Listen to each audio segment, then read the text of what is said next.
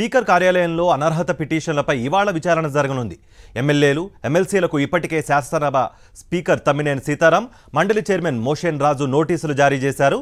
ఇక ఎమ్మెల్యేలను వ్యక్తిగతంగా స్పీకర్ తమ్మినేని విచారించనుండగా ఎమ్మెల్సీలను మండలి చైర్మన్ మోషన్ రాజు విచారించనున్నారు.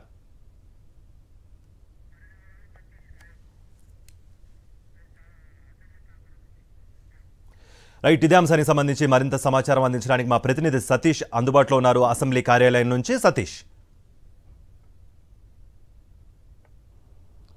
కార్తీక్, ఈరోజు శాసనసభ స్పీకర్ దగ్గర శాసనసభ్యులకు సంబంధించిన అనర్హత పిటిషన్ పైన విచారణ జరగనుంది. మరి కాసేపట్లో స్పీకర్ శాసనసభకు చేరుకోబోతా ఉన్నారు. ఈరోజు 11 గంటల నుండి ఎవరైతే ఆ పార్టీ ఫిరాయించినటువంటి ఎమ్మెల్యేలకు సంబంధించి అనర్హత పిటిషన్లు స్పీకర్ దగ్గర పెండింగ్లో ఉన్నాయో వీటిపైన స్పీకర్ ఈరోజు వ్యక్తిగతంగా విచారణకు హాజరు కావాలని 9 మంది శాసనసభ్యులకు ఆ నోటీసులు పంపారు.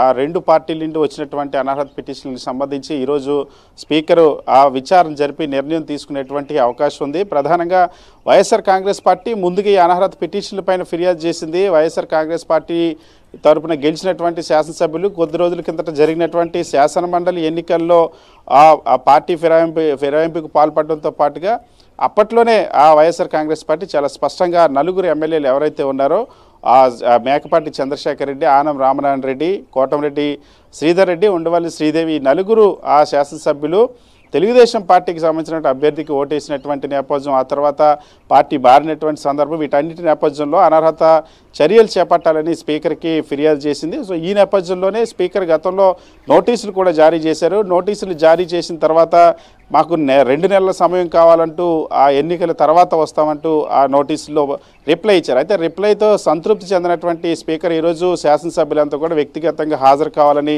నోటీసులు ఇచ్చారు. ఈరోజు ఉదయం 11 గంటల నుండి ఒక్కొక్క ఎమ్మెల్యేని కూడా ఒక్కొక్క సమయాన్ని కేటాయించి అనర్హత పిటిషన్లపైన విచారించడానికి హాజరు కావాలని కోరినటువంటి పరిస్థితి. మరొకవైపు శాసన మండలికి సంబంధించి 2 ఎమ్మెల్సీలు ఎవరైతే ఉన్నారో శాసన మండలిలో ఉన్నటువంటి వైఎస్ఆర్ కాంగ్రెస్ పార్టీకి సంబంధించిన శాసన మండలి సభ్యులు 2 పార్టీ మారారు. సి రామచంద్రయ్య, వంశీకృష్ణ యాదవ్ వీళ్ళిద్దరిపైన కూడా వైఎస్ఆర్ కాంగ్రెస్ పార్టీ అనర్హత వేటు వేయాలని ఫిర్యాదు చేసింది. దానిపైన శాసన మండలి చైర్మన్ మోషన్ రాజు ఈరోజు వ్యక్తిగతంగా హాజరు కావాలని శాసన మండలి సభ్యులు అటు వంశీకృష్ణ యాదవ్, శ్రీరామచంద్రయ్య కూడా నోటీసులు ఇచ్చింది. సో లిఖితపూర్వకంగా వాళ్ళ దగ్గర నుండి ఆన్సర్స్ తీసుకున్న తర్వాత మళ్ళీ ఇప్పుడు వాళ్ళకి అనర్హతకి సంబంధించిన వ్యక్తిగతంగా విచారించిన తర్వాత స్పీకరు మరొక వైపు శాసనమండలి చైర్మన్ ఇద్దరు కూడా ఒక నిర్ణయం తీసుకునేటువంటి అవకాశం ఉంది. అయితే నోటీసులు అందుకున్నటువంటి ఆ శాసనసభ్యులు ఈరోజు వ్యక్తిగత విచారణకు హాజరు అవుతారా లేదా అన్న అంశానికి సంబంధించి ఇంకా స్పష్టత రావాల్సినటువంటి అవసరం ఉంది.